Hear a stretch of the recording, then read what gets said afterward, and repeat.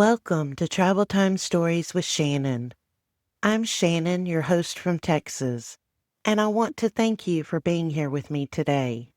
If you're new here, this is the podcast where I share real stories, the good, the messy, and everything in between, real journeys, and real healing.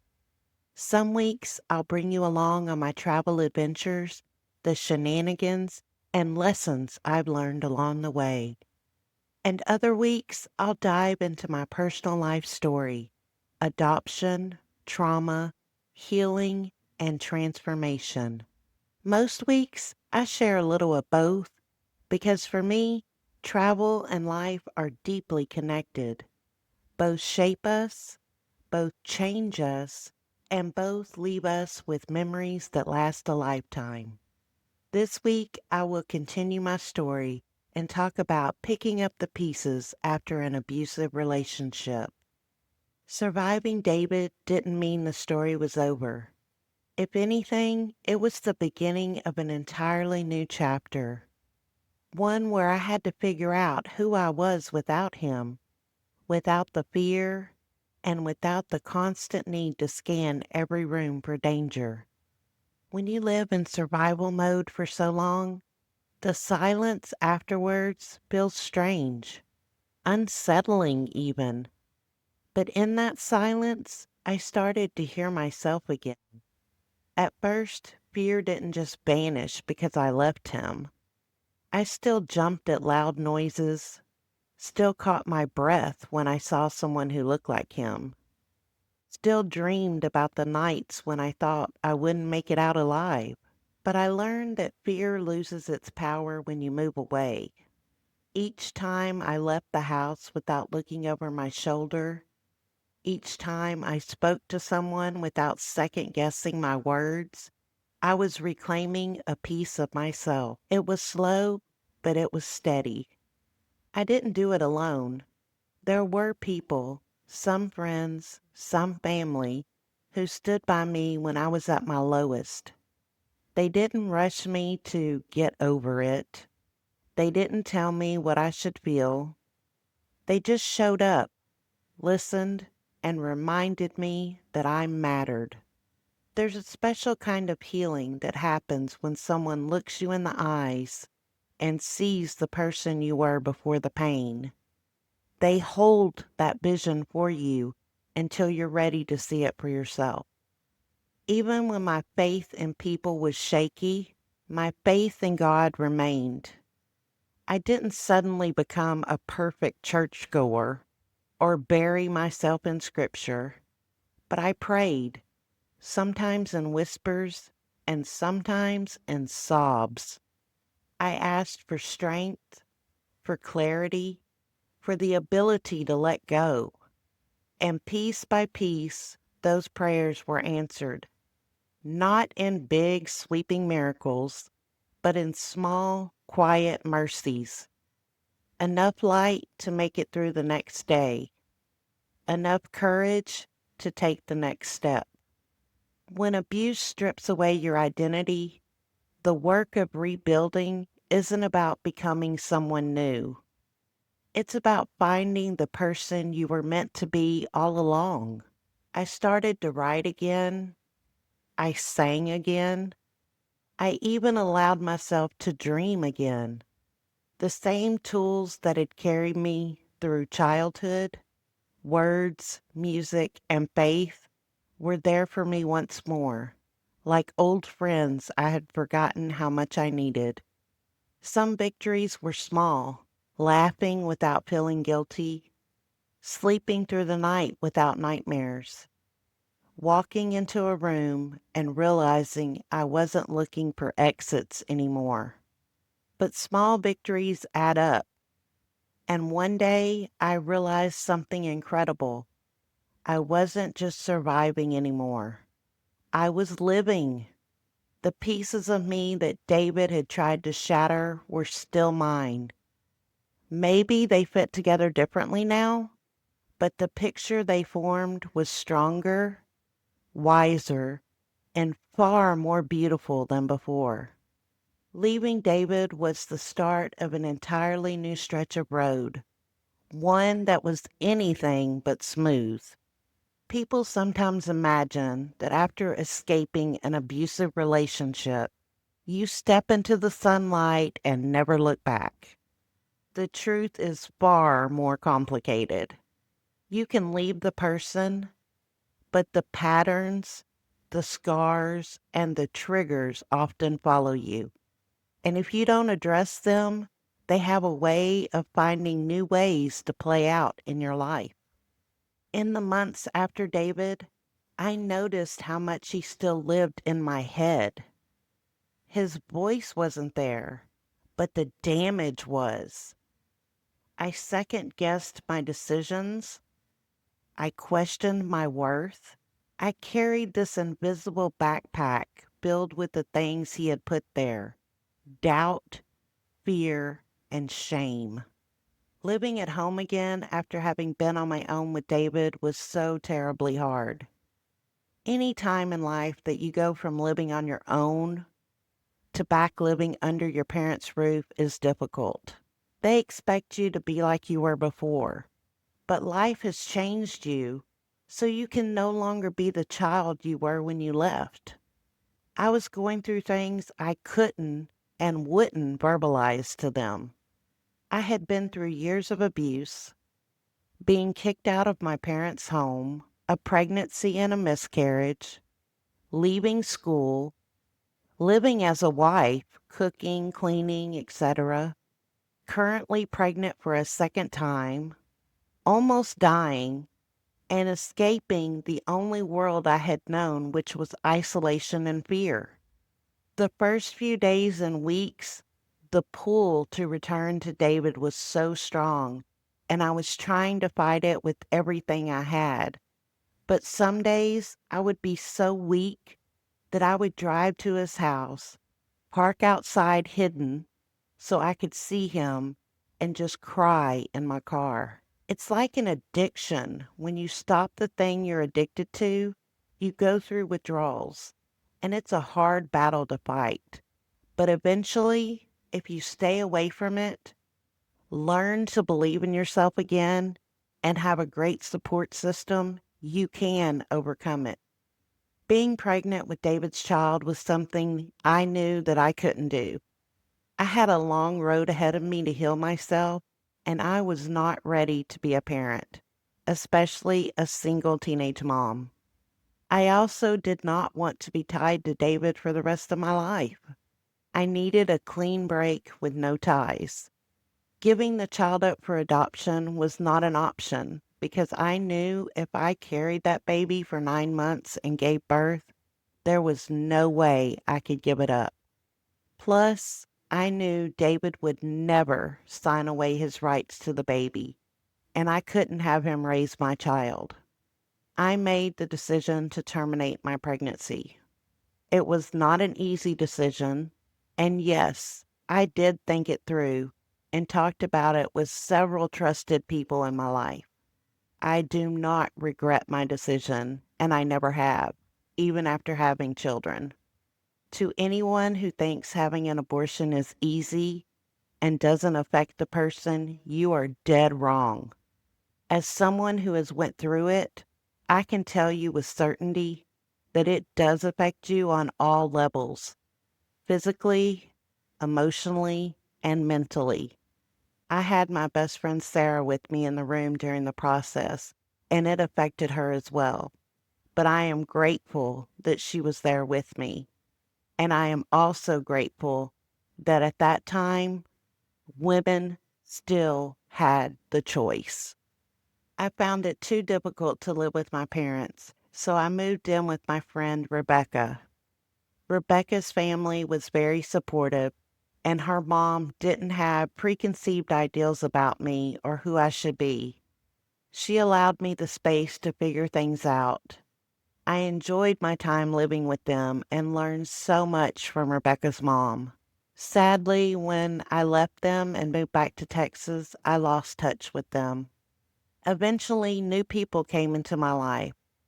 Some were blessings, Others were lessons. Sometimes the people who enter after trauma don't have to be abusive to be damaging.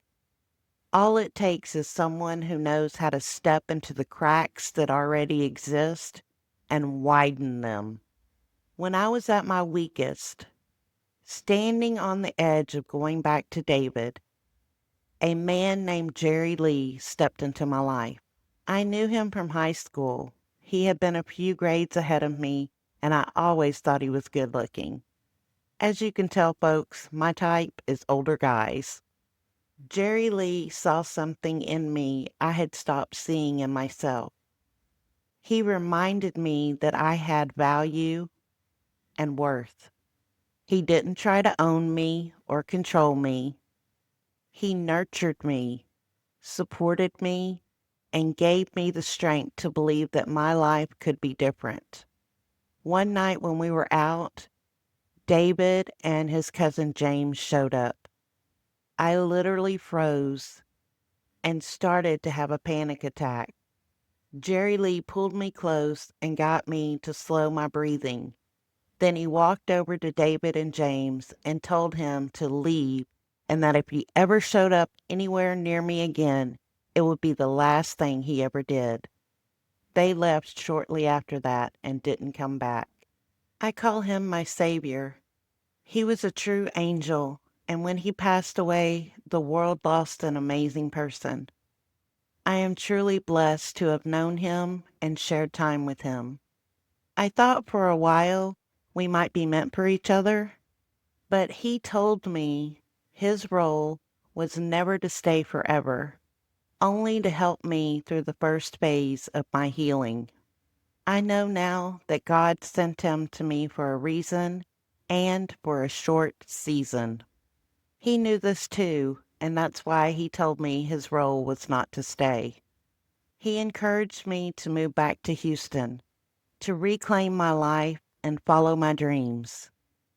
And I did move back, but instead of walking forward into healing, I found myself pushed back down at every turn by my family, by the world, and by my own exhaustion. Life after David wasn't a straight climb upward. It was a winding path with detours I didn't see coming.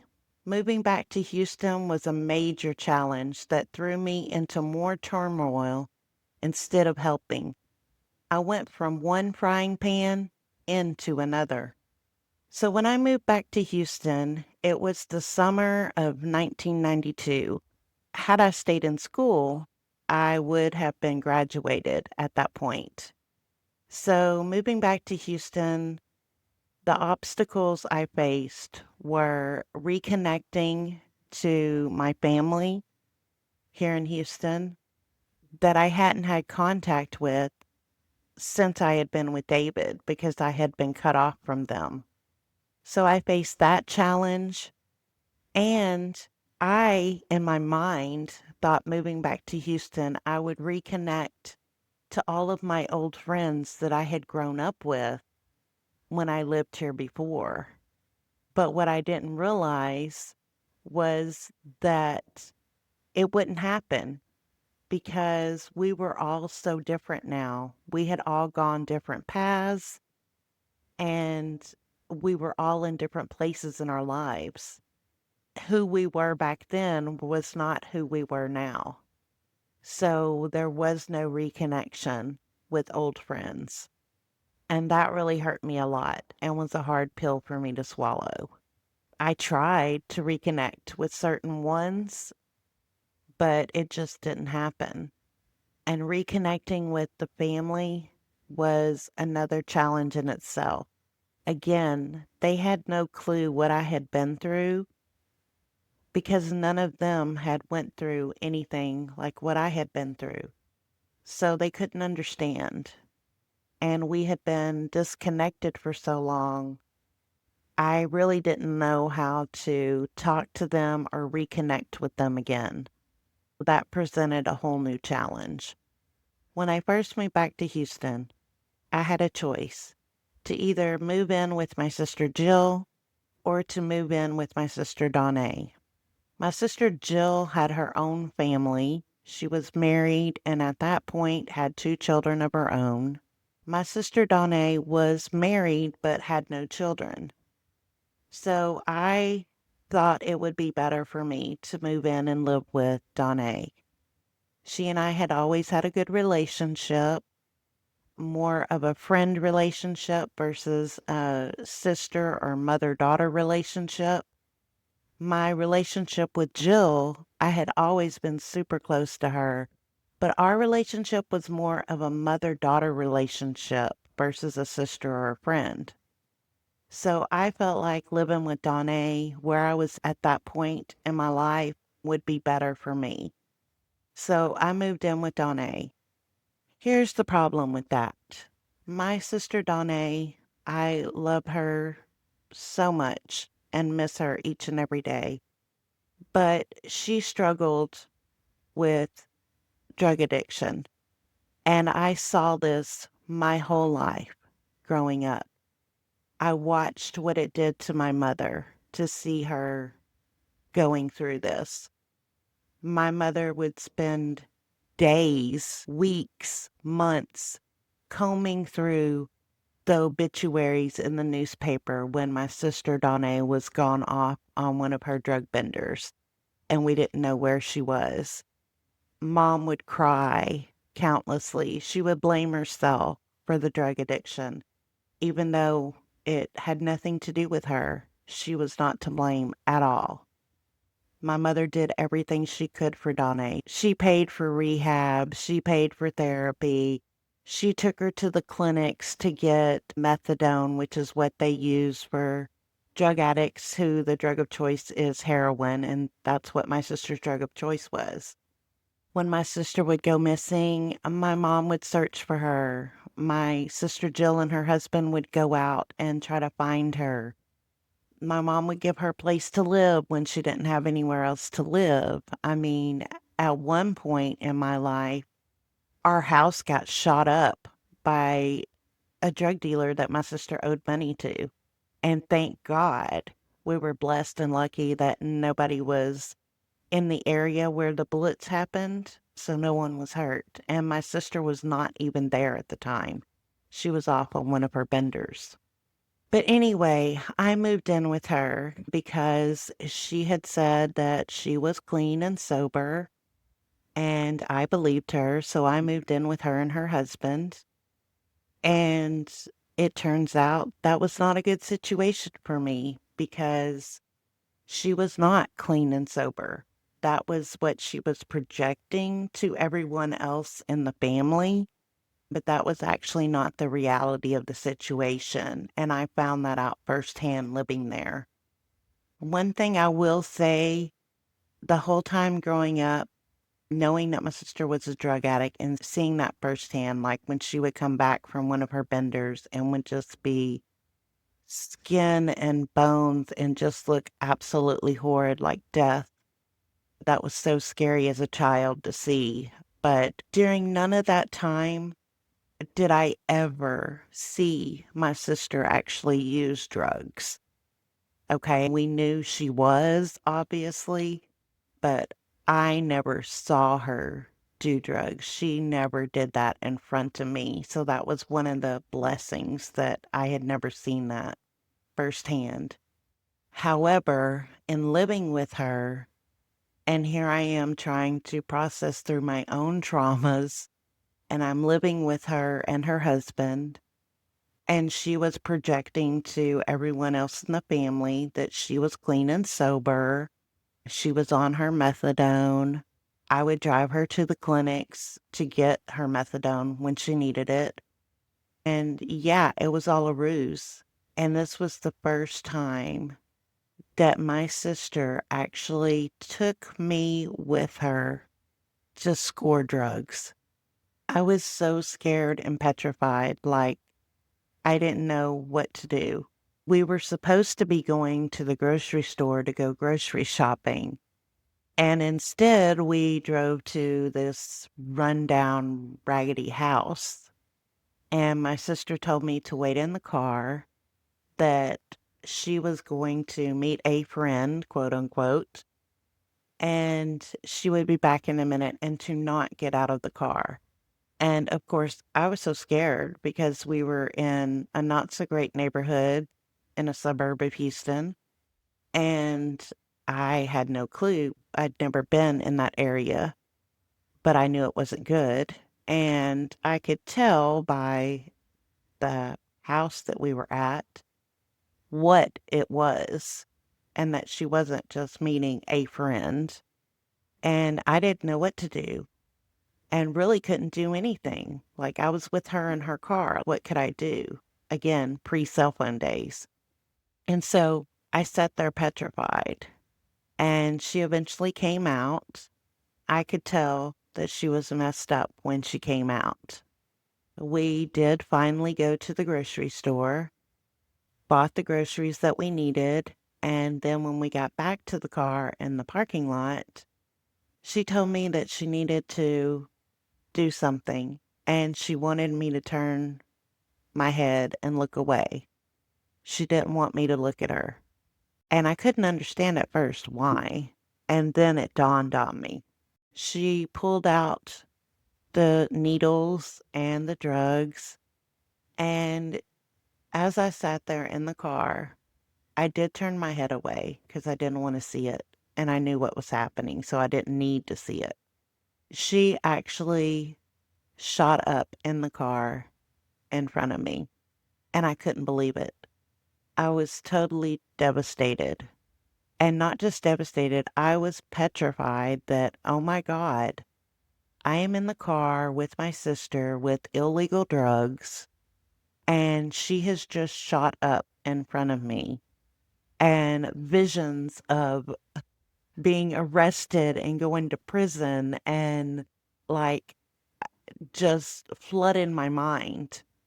And I was scared beyond belief. Because anybody who knows me knows that one of my worst fears, other than being trapped in an elevator, is to go to jail. Like, I would literally die if I ever got arrested. I am that person that doesn't do those types of things. I just don't, because that's my greatest fear. So, and then I'm like, what do I do? Because right after she shot up, then she's out and she's in the driver's seat. And we're in a grocery store parking lot, and there's drugs laying there on the console of the car. Once I got out of my head for a minute and snapped back to reality, I'm like, oh my God, we have to get out of here. I have to get us back to the house. So I literally bagged up the drugs, the needles, everything. And then I had to get out of my side of the car, go to her side of the car, get her out, and I put her in the back seat, laid her down in the back seat, and then I got in to the driver's seat and drove us home. And once I got us home, by then she had started coming to. We unloaded the car with the groceries, put everything away, and I'm still trying to process that this just happened. And so it was like a couple days later, I had a talk with her and I cried and told her, that I couldn't believe that she had done that in front of me in the car and that it was not okay and that I couldn't deal with that. And that if she was going to continue using, I was going to have to move out. She convinced me that it was just a slip up and it wasn't going to happen again. I didn't have anything to worry about, promises, promises, promises. God, addicts are so good at that, aren't they? I mean, that's all they do is promises and they make you believe it. And you love them so much that you want to believe it. And you pray that this time is different. But unfortunately, it's usually not. And in my case, that was exactly, it was not. So the last thing that happened while living with her that finally forced me to get out of that situation was because she had used money to buy drugs. She didn't have money to pay the bills, and the bills needed to be paid, and I was living there. But at this point, I didn't have a job, and I didn't have my Social Security income coming in anymore that I was getting from my dad being retired. As his dependent, I got a monthly Social Security check, but I hadn't had that switched over. And also, because I had quit school, I didn't have a way to prove that I was still in school, and you only get those benefits if you're still in school, and I wasn't. So I didn't have that income yet, and I hadn't gotten a job yet since I moved here because, again, I was still trying to deal with all my trauma, and I wasn't mentally prepared for a job yet. So I had some jewelry. I had a beautiful and absolutely gorgeous sapphire diamond ring that my sister Jill and her husband had custom made for me a few years back at that point, and it was my most prized possession. I absolutely loved it. I had that, and I also had my senior class ring that my mom had got for me. Obviously, you order those in your junior year, and I was still in school at that point and planning to graduate. However, that didn't work out. But my mom had gotten me a beautiful senior class ring. It was very fancy, had diamonds and some other gemstones in it. So I had those two pieces of jewelry. And so my sister Donna convinced me that we needed to pawn those rings to get the money to pay the bills and promised me that we would get them back. We just had to get the money, pay the bills, and then the next month, which you have so much time to when you pawn something to pay back the money and retrieve the items. And then if you don't by that date, then they get to keep the items and they resell them. So, she promised me no worries, we'd have the money and I'd be able to get my rings back. Well, it was like a few days before that due date and we still didn't have the money and I was going to lose my jewelry. So I went to my sister Jill and told her everything. Told her about the jewelry, told her about the drugs, and Donnie shooting up in front of me in the car with the drugs. So my sister Jill took me to the pawn shop and paid the money to get my jewelry back and told me, do not ever, under any circumstances, ever pawn this jewelry again. Then we went to Donna's house and I got my stuff and I moved in with Jill and her family at that point. That was an experience, moving in with Jill and her family, which I absolutely loved. Jill, her husband Kenny, and their two boys. I love those boys like they were my own children, even though I wasn't much older than them. But yeah, I love them so much. And it really hurts that we lost connection and that I wasn't there when she passed away. And I wasn't there to see her kids continue to grow and meet their families and be a part of that.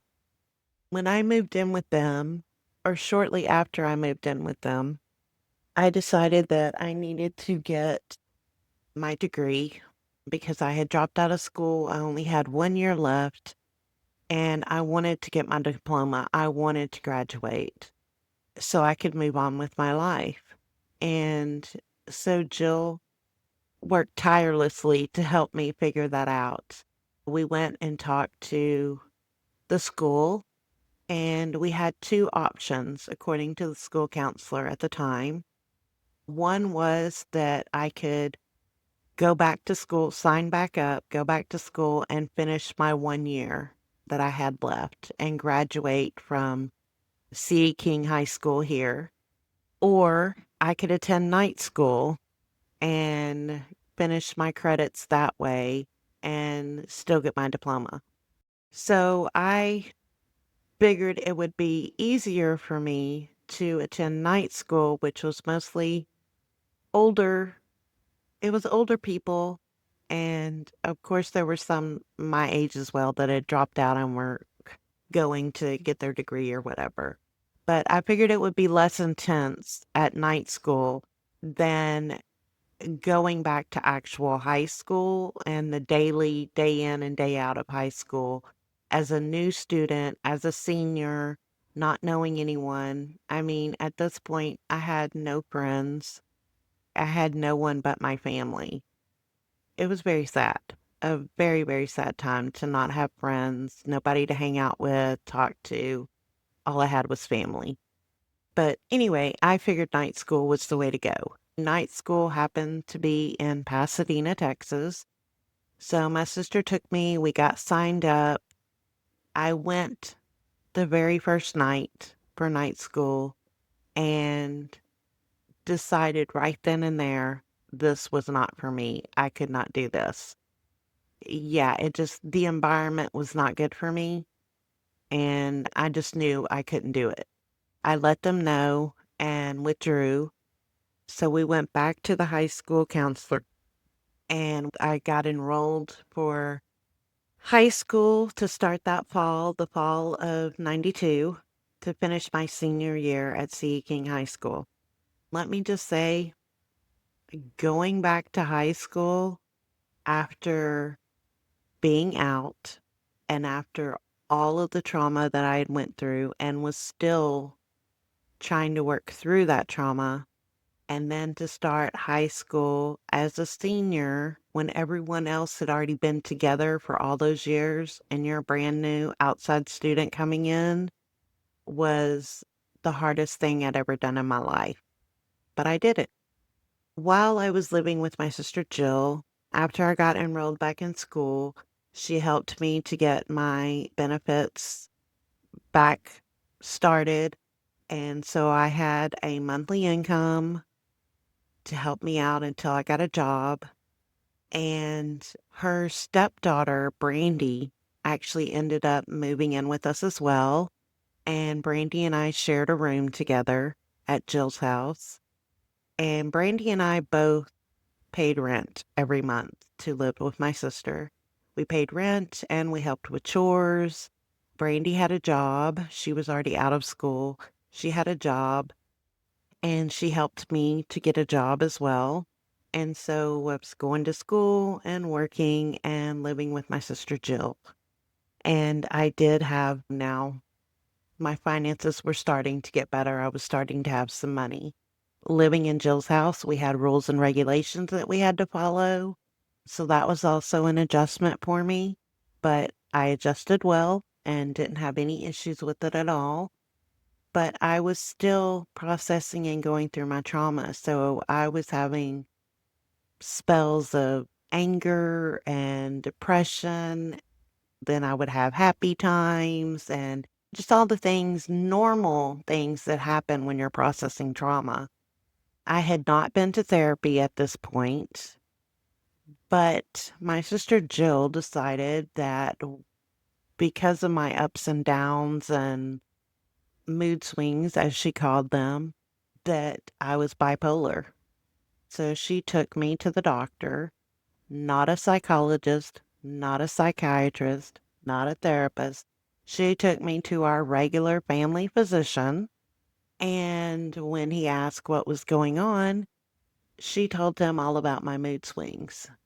She did not give him any history on me, like what I had been through, the trauma, anything like that. Just only told him about my mood swings and that she suspected that I had bipolar. And he agreed with her that based on those mood swings that, yep, that meant I had bipolar. And so he put me on medication without a proper diagnosis. And I didn't know at that time that I had a voice and could stand up for myself and say no and advocate for myself. I had no clue. I thought I was still a child and that whatever she said as the parent went, and I had no say in the issue. So yeah, they put me on lithium and I did as I was told. I took the medication and just thought, okay, I'm bipolar. That's what's wrong with me. And was taking this medication. Let me just tell you, did it improve my mood swings? Well, yes, because the lithium actually made me a zombie. I was literally a walking zombie when I took the medication. I could not think for myself. I was totally numb. I had no feelings. And yeah, my mood evened out because it never changed because I had no feelings or anything anymore and couldn't think for myself anymore. I just did whatever anybody told me to do. And it was absolutely horrible. I hated it. I hated every minute of it. And then because they thought I was bipolar and I'm now on this medication that I really didn't need because I'm actually not bipolar, my sister took me to see a therapist because you need therapy when you're bipolar. Actually, I needed therapy for my trauma, but irregardless how I got there, my sister takes me to therapy. And yeah, here I go into therapy. Never been to therapy in my life. This was my first experience. I walk into the therapist's office and it's an older man, older white man, and I sit down with him. And so he starts asking me, the normal questions like, what's going on? Why are you here? What do you want to get out of therapy? Yada, yada, yada. And so, yeah, I started telling him what happened to me, my experience with David, what I had been through. And here I am, a vulnerable 17-year-old girl talking to this man about the trauma that I had experienced and opening up to him, crying. I mean, I was being totally vulnerable with him, and probably because of the lithium. But anyway, I was not reserved at all. Like, it just all came out. And when I got done, this man looks at me and tells me, a teenage girl, well, you asked for that. You wanted it, or you wouldn't have stayed. Let me tell you, like the wind was knocked out of me when this guy said this to me. And I immediately was filled with rage and anger like I had never felt in my life. Like I really wanted to hurt this guy for saying that to me. Needless to say, I got up and left and let my sister know that I was never, ever going back to therapy in my life, ever. And so I didn't. I continued on and did what I needed to do and put one foot in front of the other and moved on with my life. But let me tell you, these weren't just obstacles. They were reminders that the work of healing is ongoing. You don't arrive at healed one day. You keep showing up for yourself, even when you feel like you're back at the start. Despite the setbacks, there were moments when I realized I was stronger than before. I noticed it in small ways. How I stood up for myself in conversations, how I walked away from situations that didn't feel right, how I could spot certain patterns before they trapped me again. I graduated high school and my parents got to see me walk across the stage and get my diploma. This made me so proud.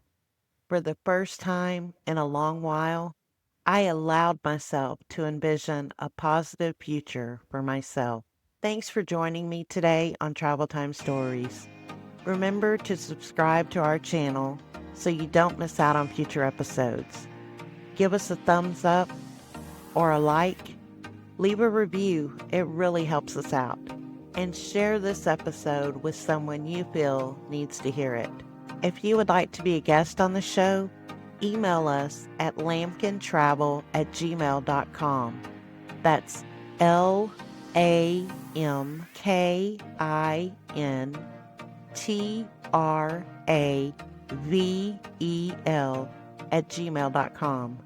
Or join the Facebook community, facebook.com/Travel Time Stories with Shannon. Until next time, keep making memories for life.